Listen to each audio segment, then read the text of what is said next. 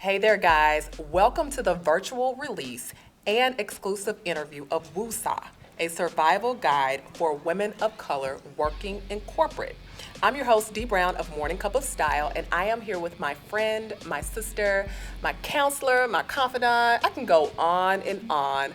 Author Rahkal C.D. Shelton. Hey, Hey, girl. I'm so excited to be here. So let's just jump right into it.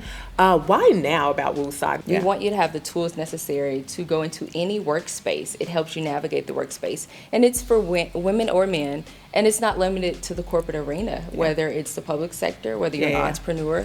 We touch on topics such as toxic environments. We all know about those toxic environments. Biases, the gender gap, having a healthy mindset. So that's what Woosah is all about, just preparing you to transition from surviving to thriving. What are some of the key takeaways and principles that you would give to me as your girlfriend or that you're giving to other readers of your book? That's good. I think the main thing is to be true to who you are.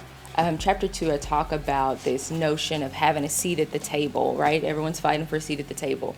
But what if you don't want a seat at the table? What if you don't want to eat what they're preparing? What if they didn't wash their hands? You don't know what they're cooking, right? So I talk about transitioning your mindset from being at the table to being on the menu.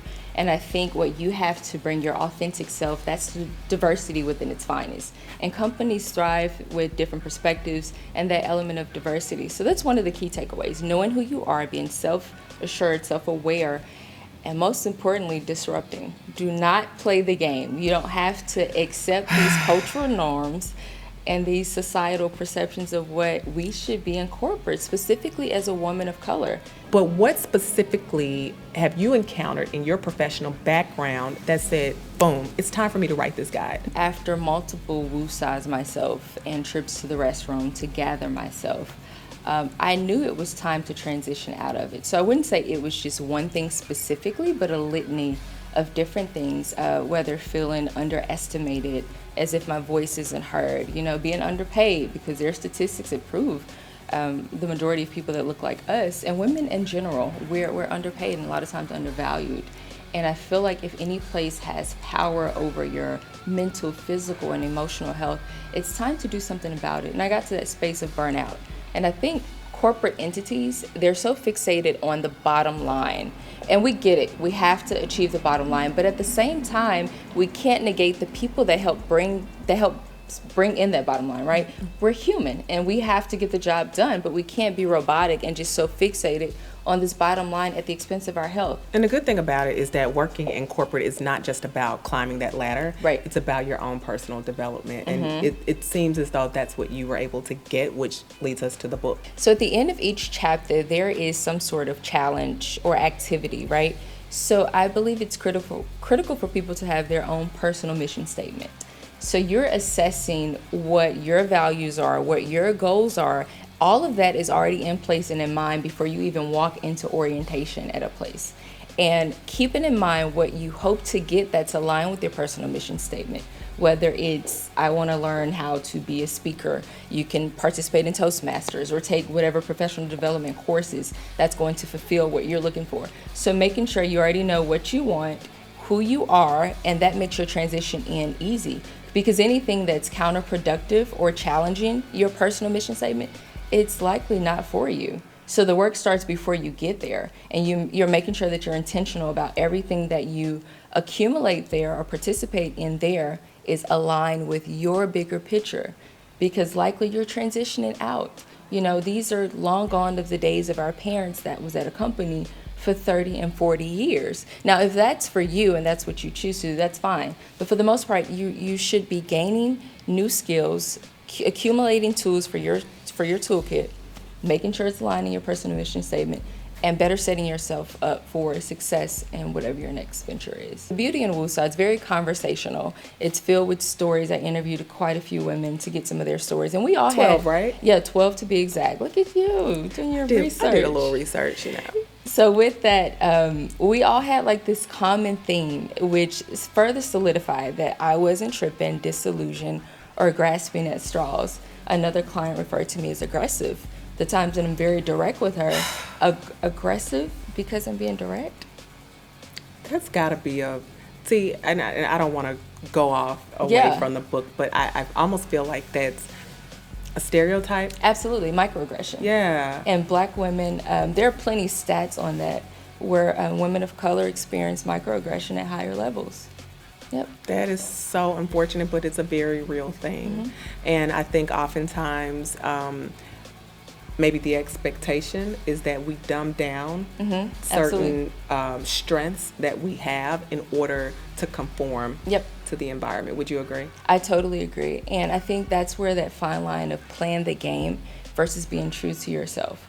So it's easy for someone in that situation to say, hey, you know, I really apologize. I hate that I came off this way. And just humbly eat that, because I feel like as women of color, we're constantly underestimating ourselves or humbly eating things that we shouldn't be eating. And it's like, no, I wasn't aggressive. I specifically was very direct with this client. It's unfortunate that she chose to view me in this light and couldn't have a direct conversation with me, but contacted my boss. So if I flat out said that to my boss or asked to pull the woman in, what are they going to do, fire me? Yeah. That's very honest and that's fair. Yeah. That's a candid conversation. And that is disruptive because you're not partaking with the system, or you're not just going to humbly eat things. How do I maintain confidence as an employee if my calling is not being an entrepreneur, working in corporate America, being in an environment where it's a potential catch-22? How does that work together? Because I feel like they're a little different. Yeah. How does that kind of blend together and mesh? So speaking of the catch-22, I feel like for women of color, it is a tricky dichotomy. We have to present ourselves in a way that seems non-threatening, that we're approachable. Sometimes we use inflection, manipulating our voices so we don't sound aggressive or too direct, those type of things. That's the catch-22. So in a sense, it feels like you're playing the game with some of those things, but at the end of the day, that personal mission statement and being intentional about who you are and what you're looking for, that's all the confidence that you need, because anything that's counterproductive to your personal mission statement, it's not for you. And then there's also a significant difference in the pay. Oh my God, yes, yeah. It's terrifying. So much so to the point I say ask for more. Do your research about in different markets. Sites like salary.com, LinkedIn, Glassdoor, Indeed are great resources to get started on. Find out what is the going salary for your position. Figure out ways to increase your value, whether that is getting a certification or taking a training course. But most importantly, ask for more money. Ask for more. It's not that the money isn't there. It's just not hitting your pockets or your account. So you can always ask for more, but make sure you're asking for more, that you are equipped to sell your value. And the research that you've obtained, use that research in your pitch to ask for more. It never hurts. What is it that you want your readers to walk away with once they're done reading this book? The main thing I want them to walk away with is thriving and owning your own uniqueness. Whether, like you mentioned, you are a woman of Chinese descent, a Latina, a male, walk away with owning who you are and what you bring, who you are. You are on the menu. You're valuable. You can disrupt. You can speak up. And just having confidence in that will help you navigate the corporate arena or your public sector or wherever you're working more efficiently and effectively. And there's tons of tools in here to help you attain that.